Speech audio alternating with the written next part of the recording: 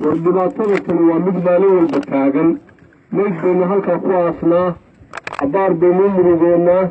وكتقنا ما انت دبر المكلاحقة دباتة سواتها الآن gobollada kale iyo waddanka kale waxaasi kama dhacaan ee idala midkahay kama dhacaanay waa inagay gaar inoo tahay maxaa u sababa waxaa u sababa marka hore inagii baanu isku wada jeedna marka labaadna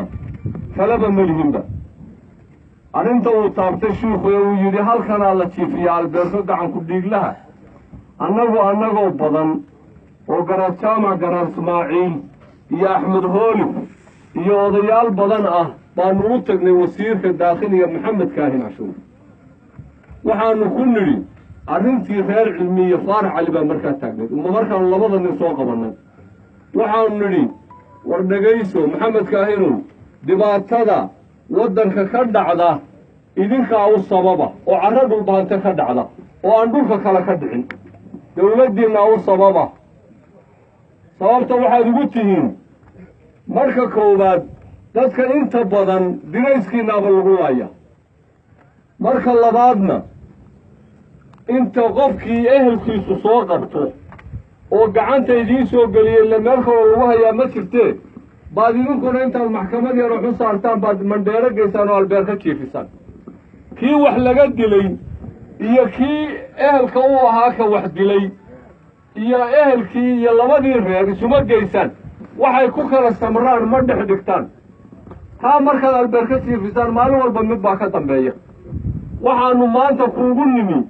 kuwa mandheero nagaga xidhan ee dhulbaante wada gacanku dhiglayaasha aad halkaa ku haysataan laascaanood geeya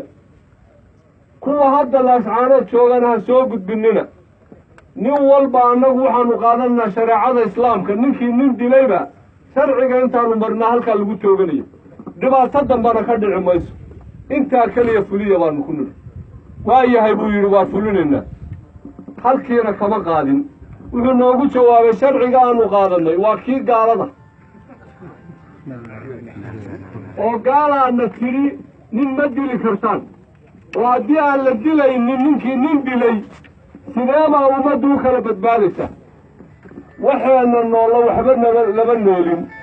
oo aad 24 qori baana daba socda ma nolol baa taasi soo inaan iskaga tagna maaha nolol maaha waa tala xumo waa tala la'aan waa dadnimo xumo waa damiir xumo maalin walba nin ku dooraba halkaa la dhigaya oo aan wax allaale wax aad talo aad ka gaadhaysaan iyo qaraar aad ka gaadhaysaan aynan jirin maanta waxaan leeyahay dhulbahantow sidani si maaha meesha tan aan iskaga guuro oo aan ka qaxno iyo aan wax ka qabanno maxaa ka dhexeeya waxba kama dhexeeyaan hadda yaynaan dareerino suuqa intaynu aadno saasaan la yidhi odhanine ficil aan samayno oo bannaanka hadda u baxno xabaalaha dushooda oo talo ina anfacdo aan soo saarro oo aynu keenna nool la badbaadinno kii gacanku dhiigla ahaa ee wax dilayna inta la soo qabto sharciga aynu hortaagno haddaynaan taan gaadhina waxbay naga hadhi maayo annana intaanu joogi karnaa dawaaye 4 saac noqoni baa nala daba joogi السلام عليكم ورحمة الله وبركاته.